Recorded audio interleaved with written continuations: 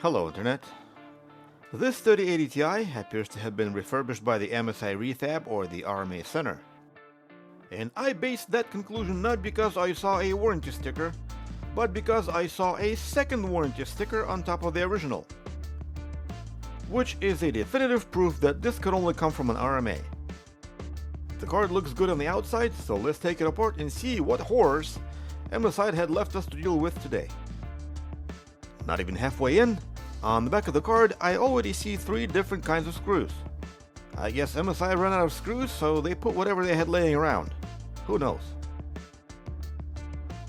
Another discovery I made was this screw that's not set all the way. That is because it was screwed on an angle. Call it what you will, but I got a feeling that the MSI refabs are not very competent, as you can tell. In any case, once taken apart, it looks dirty, indicating level of "I care about your GPU" to be roughly about 0. Quickly going over the resistance measurements, and everything is looking good, so let's power it on and see if it blows up.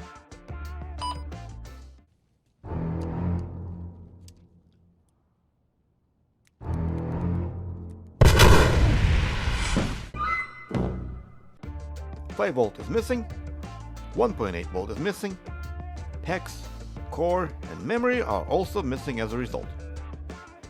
All we have is 12, and that's it, so this card is a no fix." We're gonna end the video right here. I hope you did not enjoyed it. Don't forget to like and subscribe, and we'll do something else in the next video. 5 volt is generated by this buck converter, so if we look at pretty much any board view, we can follow the step-by-step process, diagnosing this buck converter starting with the power supply, which should be 12, and we get 12 on pin number 2, which is connected to this capacitor. Next pin is the enable, and the enable pin is number 6, which is connected to this test pad, and we read 0 volt. And I'm getting about 400 ohms on this pin, so it's not short.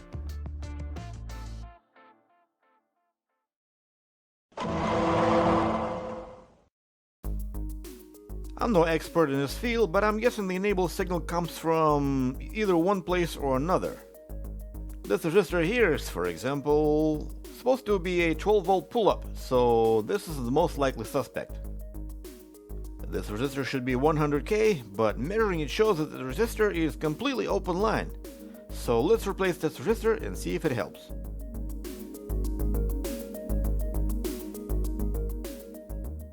We still have 12 volt coming in, but nothing coming out. The very same 400 ohms still present on the buck converter side of the resistor, so something is pulling it low.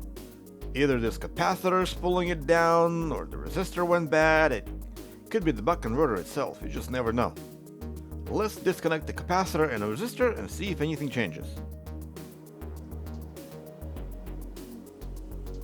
Without these components, we are now reading 76K, but if we power the board, the enable is still 0 volt, which means we need to go toward this transistor here.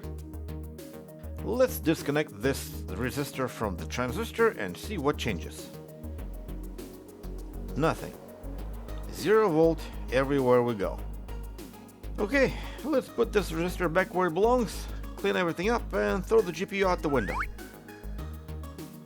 Measuring this transistor reveals that we have 27 ohm on this test pad.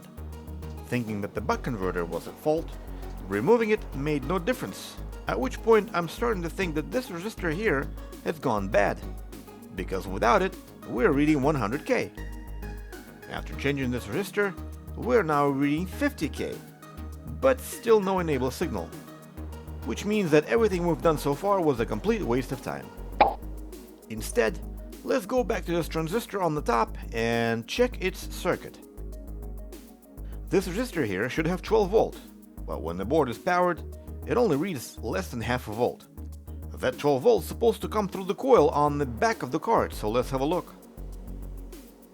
Here we have a solid connection between the PCI Express pins and the coils, but nothing after the coil, suggesting that the coil became a fuse and blew up, so let's replace the coil and see what changes.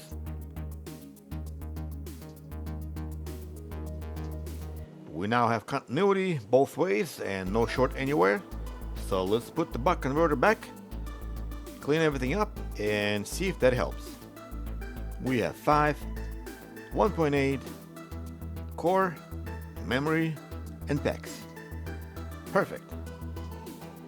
Now let's finally boot the card and see if it displays an image. And there it is. All that's left now is to clean everything up, put it all together, plug it in, and finally run some tests. And that's it for this repair. Thank you for watching, and if this video was entertaining or educating, please consider giving it a like, posting a comment, and subscribe for more repairs. Goodbye.